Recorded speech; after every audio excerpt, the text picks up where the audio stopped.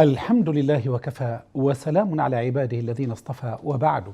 لازلنا بفضل الله جل وعلا في سلسلتنا الطيبة المباركة والتي هي تحت عنوان صحح فهمك.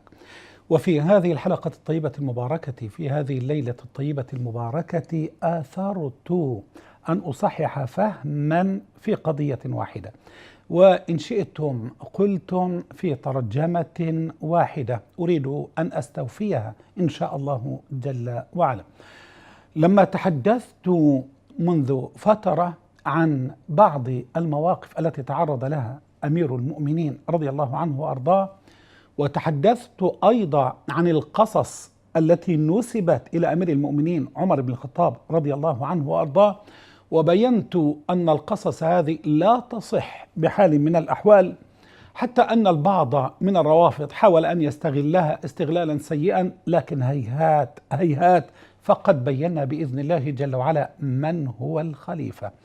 لما أكدت للجميع، لا أقول بعاطفة ولا أقول بقلب، ولكن بعلم وعقل، لما بينت أن كثيرا مما نسب إلى الخليفة الراشد عمر بن الخطاب رضي الله عنه وأرضاه لا يصح، وإن كنا قد درسناه، وإن كان في الكتب المدرسية، وإن كان على منصات التواصل، وإن كان في بطون الكتب، وإن كان في الدراما التلفزيونية، ورغم ذلك أقول إن الأمر هباء. بينت الأمر من مبدأ، يعني حينما قالوا قصة إسلام عمر بن الخطاب رضي الله عنه وأرضاه، وأتوا بهذه القصة التي كانت أشبه بالدراما، وهي عبارة عن حديث لا يصح في أنه لما قيل له إن أختك كيت وإن زوج أختك كذا إلى آخر هذه الأمور، وذهب وصفعها كيت، هذه لا تصح. وأيضا تثنية بقضية الهجرة، لما قالوا أن عمر رضي الله عنه وأرضاه هاجر جهرا ولم يهاجر سرا، يعني هاجر جهارا ولم يهاجر سرا، وأن الكل هاجر سرا. بينت أن الأمر لا يصح، وأن عمر رضي الله عنه وأرضاه هاجر سرا. وإن كنا نتحدث عن شجاعة أو عن قوة، فليس هناك أشجع من رسول الله صلى الله عليه وسلم. وبينت الأمر، ومن أراد أن يعود إلى التخريج ووضع الرتبة أو درجة فليعود إلى ما ذكرته آنفا على قناة الزغبي تي في.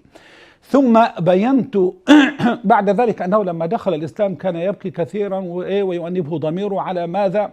على أنه دفن ابنة له في الجاهلية، يعني كان في قضية الوأد، كان يدفنها في التراب وهي في نفس الوقت يعني تنفض التراب أو تزيل التراب من على ثوبه، وكلما تذكر ذلك بكى. بينت أن الأمر لا يصح وليس له سند يثبت البتة.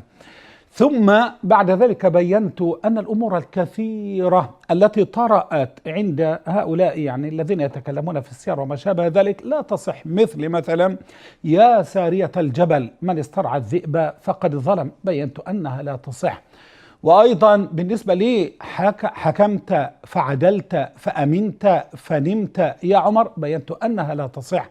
قضية أنه لما ذهب في فتح طبعا بيت المقدس، أنه لما اتجه هو والغلام كان يركب طارة والغلام يركب طارة، حتى جاءت مخاضة فكان دور عمر فمشى حتى كت إلى آخر هذه الأمور. بينت أن رواية لا تصح. أيضا بالنسبة لي قضية أنه لما كان يعني يعس بالمدينة وسمع صوت امرأة تأمر ابنتها أن تمزج اللبن بالماء، بينت أن رواية لا تصح. وبالنسبة لي القصة التي قالوا فيها إنه أرسل ورقة إلى نيل مصر لما جف، اللي فيها من عمر بن الخطاب إلى نيل مصر أما بعد، بينت أنها لا تصح، إلى آخر هذه الأمور الكثيرة التي وضحتها قبل ذلك.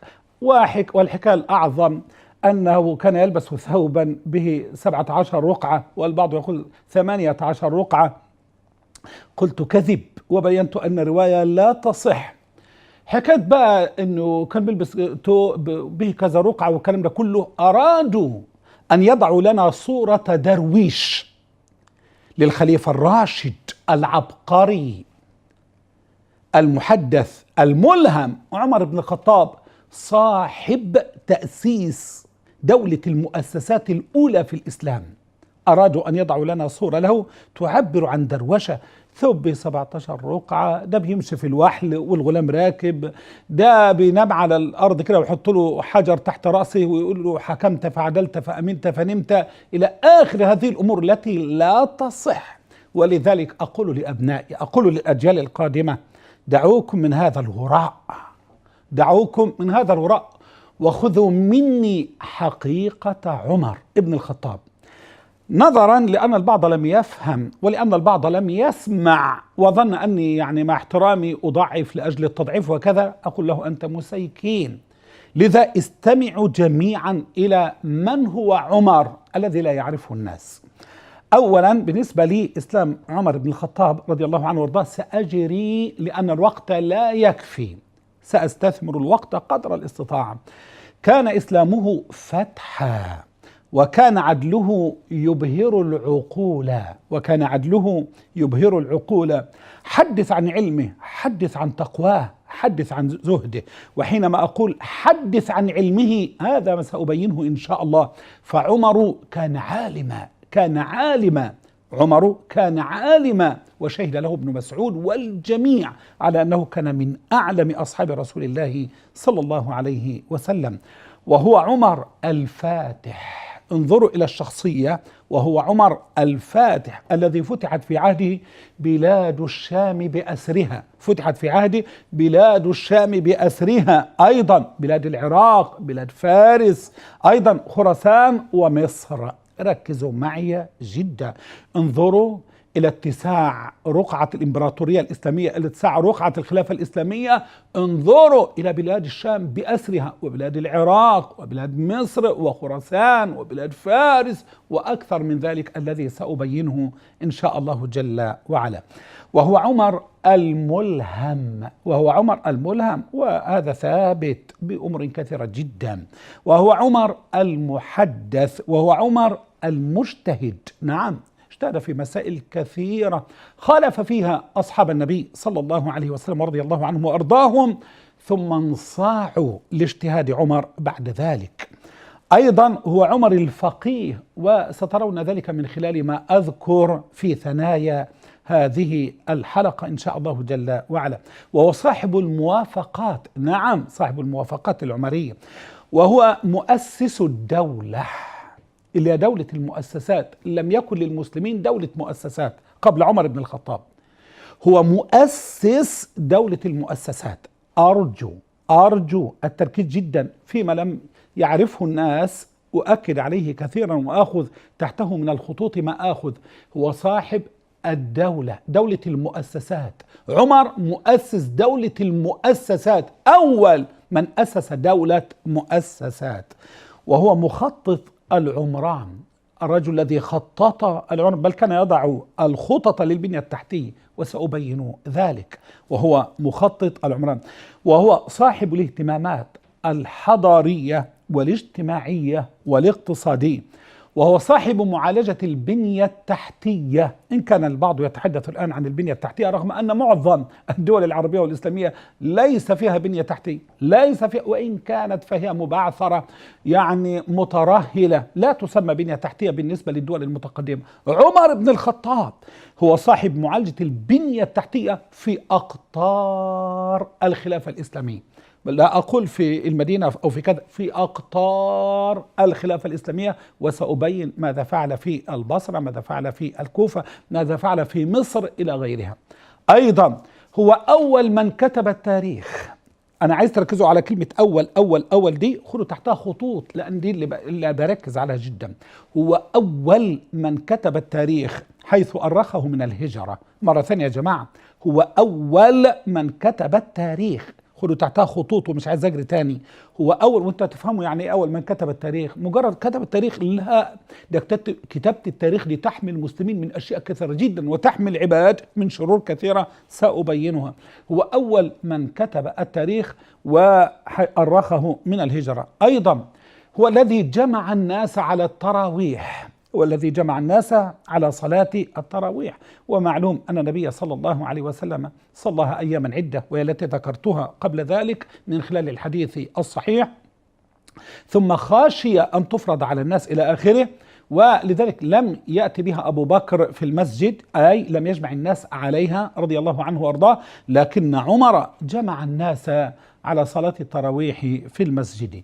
أيضا هو أول من عس بالمدينة، أول من عس بالمدينة، وهذه سأضع تحتها أيضا كلمة أول من عس بالمدينة.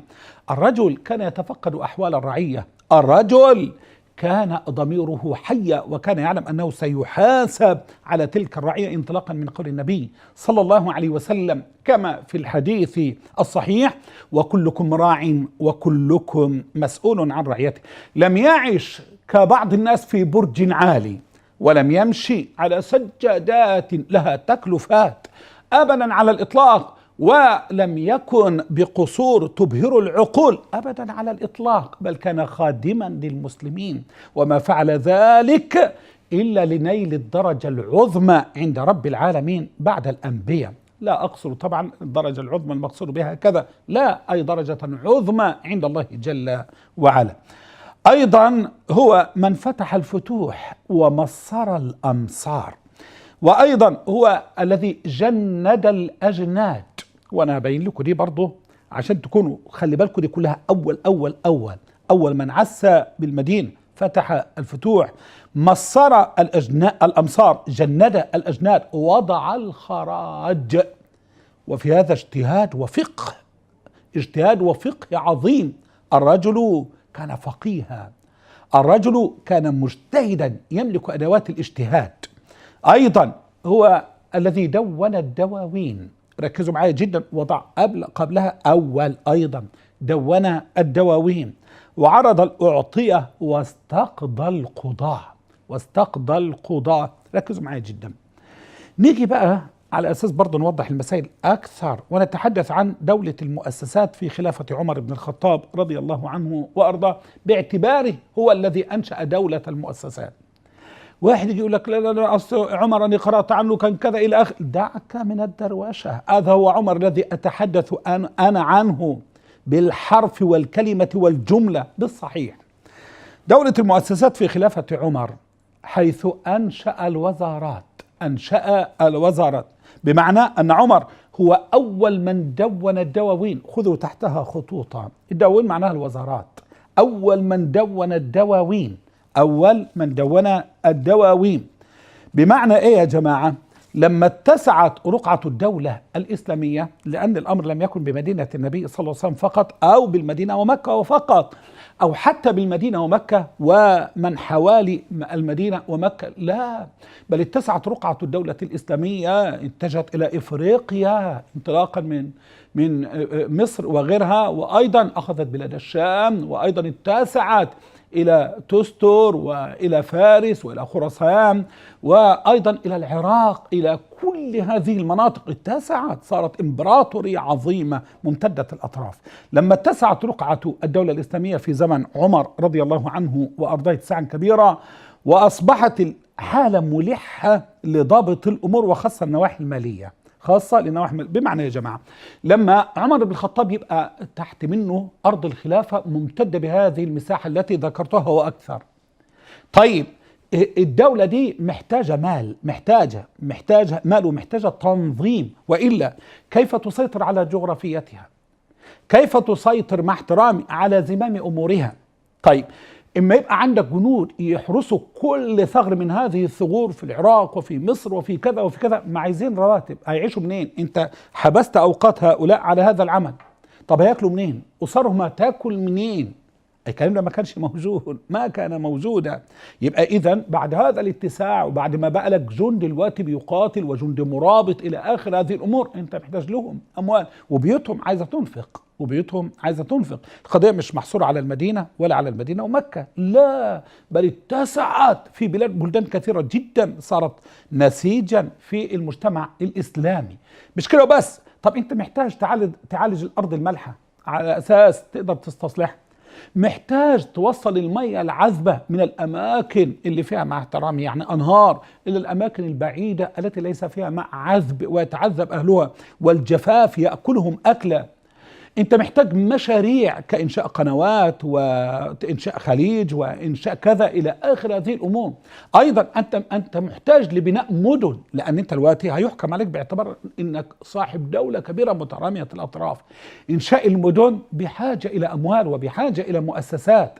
طيب كثرة الناس محتاجين إلى قضاء، القضاء ما يبقاش في المدينة بس ولا في مكة، محتاجين قضاء في كل ولاية، في كل ولاية من الولايات. ليه؟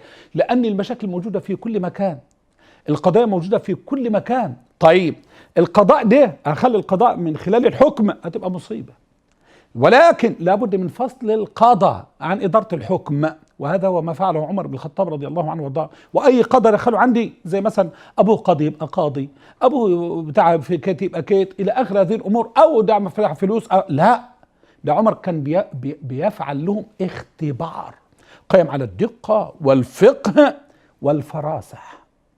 اللي يجتاز الاختبار خلاص يسألوا عنه ويتحروا عنه إلى آخر هذه الأمور.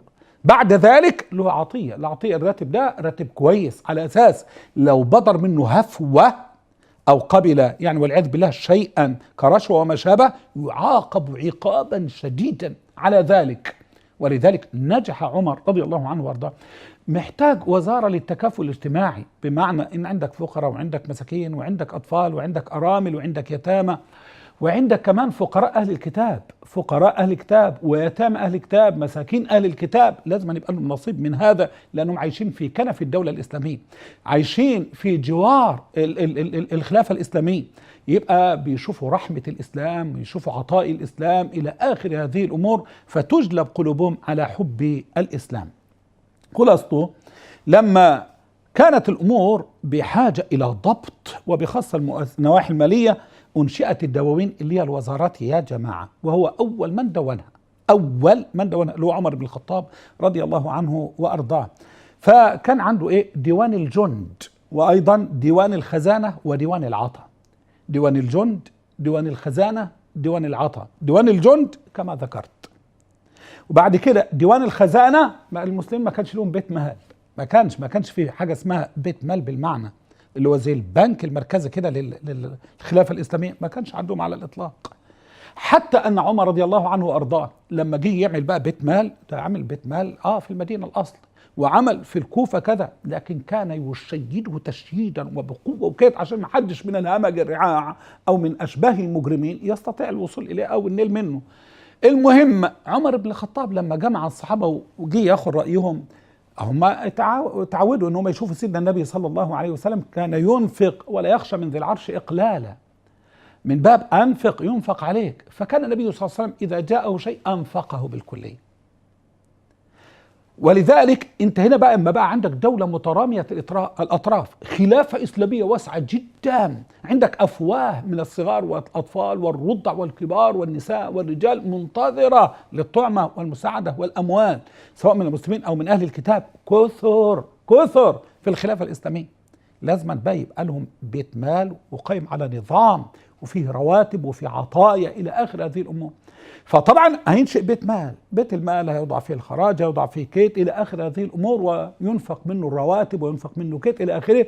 وفي نفس الوقت الدولة تخدم أمورها بنفسها، بمعنى أن هي تدير وتدور هذا المال على أساس ينمو المال ولا ينفد، يكثر المال ولا ينفد، وفي نفس الوقت لخدمة المسلمين طبقا لأحكام الإسلام.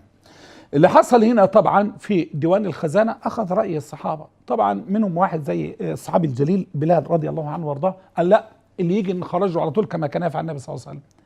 علي بن أبي طالب قال نخرجه في نفس السنة، ما قعدوش أكثر من كده على الإطلاق. عمر بن الخطاب أخذ رأي البعض ممن يعني شاهدوا عند قيصر وشاهدوا عند كسرى، فحكوا لهم ان احنا شفنا هناك ديوان الخزانة اللي هو وزارة الخزانة، والوزارة دي كان نظامها كده، فاستحسن ذلك عمر رضي الله عنه وارضاه واخذ بهذا القول وانشأ ديوان الخزانة.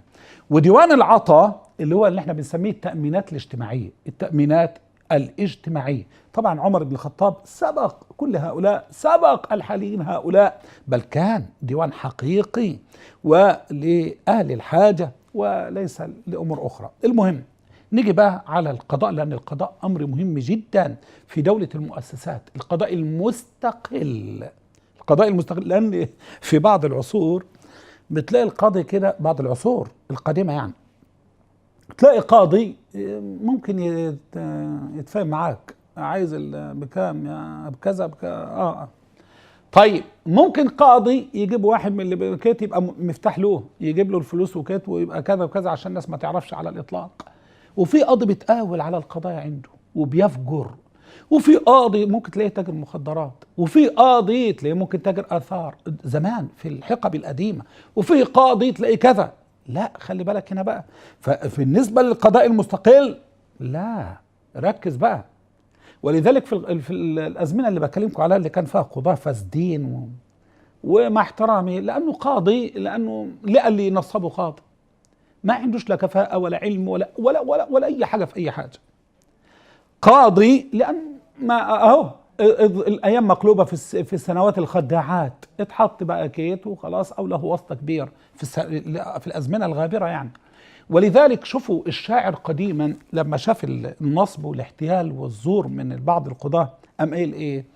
قضاة زماننا أضحوا لصوصا، عموما في البرية لا خصوصا، أباحوا أكل أموال اليتامى كأنهم رأوا في ذا نصوصا، ولو أمروا بقسمة 1000 ثوب لما أعطوا لعريان قميصا، ولو عند التحية صافحونا لأخذوا من أصابعنا الفصوصا. شوف الأمر كان وصل لإيه. بل صاحب كتاب المصباح يذكر عن قاضي مرتشي إن ذهب إليه رجل يعني كان له أخ محكوم عليه بالقتل إلى آخر هذه الأمور قصاصا، فراح له وهو في المسبح، يعني عنده حمام سباحة بقى وقاعد وكده، قال له يا أدفع لك 1000 دينار في ذلك. قال له 1000 دينار مقابل غطسة في النار كهذه، يعني بيستقل المبلغ، غطسة في النار كهذه، ثم غطس يعني بيستظرف يعني غطس، فلم يقم من غطسته مات. وانتم عارفين طبعا يبعث الإنسان على ما مات عليه. خلاصته يبقى القضاء المستقل ده يا جماعة من الأمور المهمة جدا، ومن مقدمات التقدم الحضاري أنه تقام إدارة للعدل مستقلة عن إدارة الحكم. ولذلك عمر بن الخطاب إيه اللي عمله؟ فصل إدارة القضاء عن إدارة الحكم.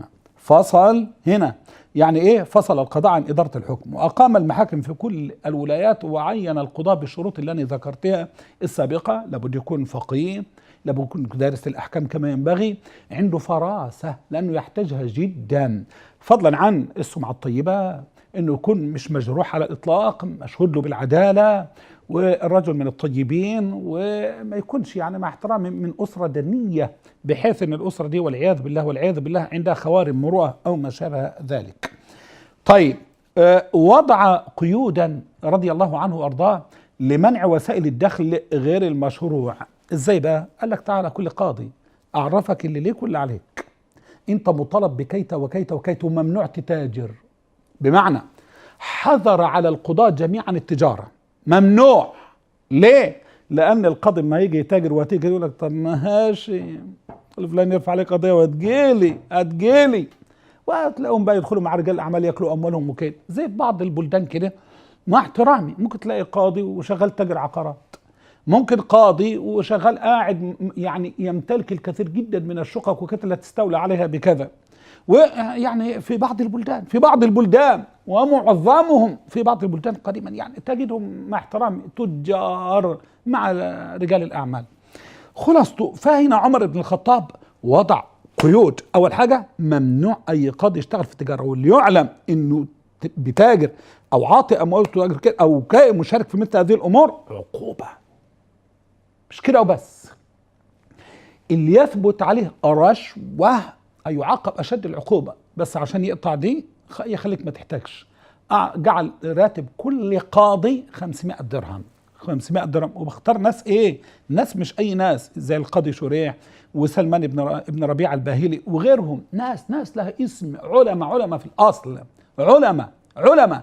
مش اجيب واحد ممكن يتأتأ ومش عارف ينطق الكلمه الى اخر هذه الامور، واحد ما يعرفش مع احترامي الفرق بين، ما يعرفش يعني ايه لفظه القصاص، لا، المرأة تحكم ازاي وتقضي ازاي؟ مش دارس اي حاجة، ولكن اهو اتحط وخلاص. خلاصته زي اللي قلت عليهم مثلا. والامير المؤمنين بقى لما فعل ذلك اطمأن جدا، ولذلك كان القضاء في عهده مشهودا له بالعدالة. ولذلك لما نقول مثلا حيثما كان العدل كان عمر، مش عمر بس، عمر بدولة المؤسسات التي أسسها. القضاء بتاعه قضاء نظيف، لأن عمر كان بيحاسب. طيب بعد كده نيجي بقى لديوان العطاء عشان نقدر نمشي في الحلقة ونستثمرها أكثر. ديوان العطاء، عمر رضي الله عنه وأرضاه قرر لكل مسلم مخصصات مالية مستمرة. يعني كل مسلم هنا، يعني مش بدي لكل المسلمين على ظهر الأرض رواتب، لا، يبقى تفهمش كده، هي مكتوبة كده لكن هي مش كده، ولكن معناها أنه كان يعطي العجزة وأهل العوز ومن لا طاقة لهم على العمل، رجل كهل كبير، رجل كفيف، رجل به علة، كذلك شاب مريض لكن لا يقدر على الكسب أو ما شابه ذلك، أرملة لا تقدر على الكسب وليس لها عمل، إلى آخر هذه الأمور، أطفال يتامى، أطفال من أهل العوز وليس لهم من يقوم على أمرهم على الإطلاق، هم دول اللي كان بيديهم. عشان ما تقولش ده معنى كده بقى أنه كان بيساعد الكسالى والتنابلة، لا، كان بيعطي المستحقين بعد دراسة. طيب هذه التأمينات شملت هذه الأصناف التي تحدث عنها، أو تلك الأصناف التي تحدثت عنها، كما شملت فقراء أهل الكتاب، وأعتقد أن في السلسلة الماضية التي كانت في رمضان تحدثت عن كثير من عطايا أمير المؤمنين لأهل الكتاب، ثم جعل لهم راتبا من بيت مال المسلمين، عطايا من بيت مال المسلمين. فرض لكل مولود 100 درهم، إذا ترعرع 200 درهم من هم المحتاجين، لأني تكلمت عنهم الأصناف، 200 درهم. ومش كده وبس، ولم تكن الرواتب مدعاة للكسل أو والعياذ بالله جل وعلا مدعاة للتنبلة، بل كان عمر يحاسب، وإذا ما اتضح له أن إنسانا يأخذ وليس من أهل العواذ ولم يكن به علة أو ما شابه، كان يعاقبه أشد العقوبة على ذلك ويؤدبه. نيجي بقى للنظام المالي في عهد أمير المؤمنين عمر ابن الخطاب. عندما كثر الدخل بسبب الفتوحات والخراج، شاور الصحابة زي ما قلت لكم في إنشاء بيت المال، وأنشأ بالفعل بيت المال. من اللي دلوا على هذا؟ طبعا لما اختلف مع علي رضي الله عنه وارضاه اختلاف مشورة، واختلف مع بلال إلى آخر هؤلاء. الوليد بن هشام قالوا لقد رأيت عند ملوك الشام إدارتين منفصلتين، إدارة الحكم لإدارة الحكومة وإدارة الخزانة، فاستحسن عمر هذا الرأي وأسس بيتا للمال، أقام أول خزانة كبيرة في دار الخلافة، وعين عبد الله بن الأرقم صاحب بيت المال، وأمر أيضا ببناء قوي جدا في الكوفة، وجعل هذا البناء القوي الذي يعني جعله مشيدا إنما يكون لخزينة المال، أي يكون بيتا للمال بأرض الكوفة. بسرعة جدا عشان أعرف الوقت مش هيساعدني، أدخل بقى في الاهتمام بالزراعة. اهتم عمر بالزراعة وشق الأنهار وتمهيد الطرق واستصلاح الأراضي، وأصدر حكما عاما، تذكروه يا جماعة، تذكروه وعند علماء الأصول، بأن من يصلح الأراضي البور أينما وجدت في جميع أنحاء الدولة فإن ملكيتها تؤول إليه. اللي يصلح أي أرض بور روح يستصلحها، راح يستصلح 100 فدان 50 فدان كيت وكانت أرضا بورا ولم تكن هناك يد على تلك الأرض، فالأرض تؤول له، عشان يشجع الناس على استصلاح الأرض، على عمارة الأرض، على العطاء، على تشغيل اليد الإسلامية، على إدخال الموارد، على إدخال منتجات، على إدخال الكسب على أبناء المسلمين. خلي بالكم جدا معايا في دي. طيب إذا أن نحدد قطعة أرض لكن لم يصلحها في خلال ال3 سنوات، في الحالة دي تنتزع منه الأرض. انت خدتها وقعدت 3 سنين عايز وخلاص تبقى دي بتاعتي وملكيتي والكلام ده وخلاص 3 سنين مفيش، لا، تنتزع منك الارض. اهتم ايضا بالري، اقامه السدود، بناء القناطر لتوزيع المياه وشق فروع الانهار كما حدث في مركز الاحواز وخستان من شق انهار لاصلاح الاراضي غير الصالحه. عايز اقول حاجه بقى مهمه جدا اللي جايه دي، امر بشق الانهار التي توصل الماء الى المدن، زي ايه؟ نهر ابو موسى عشان واحد يقول لك احنا دلوقتي ممكن نقول ايه، عندنا شق قناه السويس الجديد او فرع من قناه السويس الى اخر هذه الامور. عمر بن الخطاب عمل ايه يا جماعه؟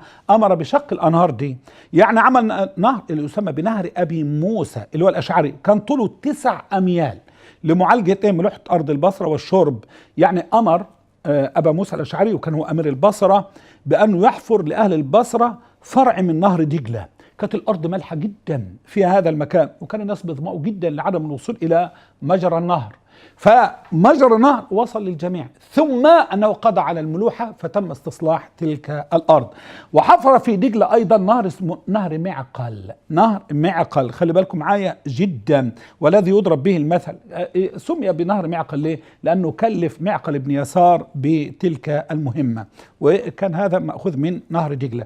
ولكن اعظم الانهار واكبرها فايده اللي اشتهر بخليج امير المؤمنين. خليج امير المؤمنين ده ايه؟ قناة بقى، قناة، اسمعوها اللي بتتكلموا عن أي إنشاءات حاليا. أنشأ قناة تصل ما بين نهر النيل أهو والبحر الأحمر، تربط دي بدي. خلي بالكم إزاي كانت البداية في الفسطاط في القاهرة، وبعدين ثم إلى بلبيس، ثم إلى البحر الأحمر، وقد أنجز المشروع في 8 أشهر. فكانت السفن تنقل البضائع والمؤن من مصر إلى مدينة النبي صلى الله عليه وسلم. تخيلوا بقى لما ينشئ هذا المشروع الكبير جدا يربط مدينة النبي صلى الله عليه وسلم أو يربط الأرض هناك بأرض مصر، فكانت السفن تنقل البضائع والمؤن من مصر إلى المدينة بيسر وسهولة. المشروع ده فضل تقريبا 100 سنة ثم أهمل فتم ردمها. ده أهمل بعد القرن الأول من الهجرة. عمر بن الخطاب أنشأ استراحات، أول من أنشأها استراحات بين المدينة ومكة. عشان مين؟ راحة الحجاج والمعتمرين. واتخذ في كل مدينة دارا للضيافة. بناء المدن طبعا نظام حضاري، لما اتسعت رقعة الحضارة الإسلامية عمر بن الخطاب أمر بإنشاء المدن، وكان يأمرهم يقول لهم إيه؟ ابنوا المدن لكن تجنبوا الأماكن القريبة من المستنقعات، عشان أبناء المسلمين ما تأتهمش العدوى ولا كيت ولا يصابوا بأمراض. ابعدوا عن أماكن المستنقعات وكونوا قريبين من الأماكن التي فيها الماء العذب. وبعدين يجي مثلا يصمموا المدينة يقول لهم تخلوا بالكم جدا. يعني وليكن مثلا لما طلب من سعد أن يدعو أبا الهياج بن مالك وأمره أن يجعل الكوفة مناهج، يعني يخطط لها الأول الكوفة دي، الكوفة الجديدة زي ما نقول المنصورة الجديدة، اما نقول مدينة كذا إلى آخره، يعملها شوارع. الشارع الأول لا يقل عن 40 ذراعا، الشارع الثاني اللي هو الداخل منه ما يقلش عن 30 ذراعا، أضيق ما يكون بالنسبة للاتجاه إلى الحارات ما يقلش عن 20 ذراعا. خلي بالكم لا تضيق عن ذلك شيئا. ثم بنيت البصرة، ثم في مصر بنيت الفسطاط والجيزة في عهد عمر بن الخطاب، وأمر بإنشاء بنية تحتية لكل هذه المدن التي حدثوا عنها، حتى لقب بأبي المدن. لقب عمر بن الخطاب بأبي المدن. أمر سعد ابن أبي وقاص، أمر سعد ابن أبي وقاص صاحب الدعوة المستجابة أن يبني المدن بعيدا عن المستنقعات زي ما قلت لكم، حفاظا على صحة المسلمين. اهتمامه بالتعليم، اهتم عمر بن الخطاب رضي الله عنه اهتماما عظيما جدا بالتعليم، فكان يرسل المعلمين من كبار الصحابة إلى البلدان المفتوحة لتعليم الناس أمور الدين والدنيا، أمور الدين والدنيا، أقول أمور الدين والدنيا. فكان اهتمامه بالتعليم قويا جدا، بالقراءة والكتابة والتثقيف والتحضر وفهم العلم الشرعي كما ينبغي، حتى يعبد الناس ربهم بعلم وعلى علم، فضلا عن العلوم الدنيوية الموافقة للأحكام الشرعية والغير متصادمة مع ديننا. طيب اهتمام عمر كان بالتوقيت ليه يا جماعة؟ اهتمامه بالتوقيت اللي هو من خلال التاريخ، لأن البعض يقول لك ايه يعني عمل التاريخ؟ قال يعني أول من أرخ إلى آخره. لا، هو حدد التاريخ حتى لا تقع الأخطاء في العقود والمعاملات، حتى لا تقع الأخطاء في العقود والمعاملات. مش كده بس، وعشان تنظيم حياة الناس وأعمالهم. بالنسبة لحرية الفرد وكرامته، عمر بن الخطاب كان أعلى الناس في ذلك. ومعلوم الموقف اللي حصل بين ابن عمرو بن العاص وهذا المصري القبطي، ولذلك عمر قال مقولته المشهورة: متى استعبدتم الناس وقد ولدتهم أمهاتهم أحرارا. الله أكبر. وقال إني والله ما أرسل العمال اللي هم الأمراء ليضربوا أبشاركم ولا ليأخذوا أموالكم ولكن أرسلهم ليعلموكم دينكم وسنة نبيكم، فمن فعل به سوى ذلك فليرفعه إليه، يبعث لي الشكوى فورا. وأنا بينت لكم الشكوى التي جاءت من فرتونة السوداء من أرض مصر، والشكوى التي جاءت من المرأة التي كانت لها بيت صغير بجوار مسجد عمرو بن العاص، وشكايات كثيرة اهتم بها عمر وأنصف أهلها أعظم الإنصاف. المهم يا جماعة، طلب من الناس من المسلمين أن يعلموا أولادهم السباحة والرماية وركوب الخيل، لأنه يريد دولة قوية متحضرة. ليه؟ حتى لا تكون نهبا للحضارات الأخرى أو للدول الأخرى كفارس أو كيت أو روم أو ما شابه ذلك. هو يريد دولة قوية قائمة على العلم والتعليم والتثقيف والتحضر، لا قائمة على التخلف والدروشة على الإطلاق. من أجل ذلك قلت إنه يأخذ بحديث النبي: المؤمن القوي خير وأحب عند الله من المؤمن الضعيف. وأيضا من قول: وأعدوا لهم ما استطعتم من قوة، نكرة في سياق الأمر: القوة المادية، القوة الدفاعية، القوة الجهادية، القوة السلاحية، القوة العلمية، القوة الفقهية، في كل المجالات، حتى لا يطمع فيك الأقوياء. لا، لأن يعني والعياذ بالله لأننا نعيش في غابة، والأصل أن يسود العدل من خلال مظلة الإسلام. وأسأل الله أن يتقبل مني ومنكم، لأن الوقت قد نفد فلا أستطيع أن أكمل أكثر من ذلك. والسلام عليكم ورحمة الله وبركاته.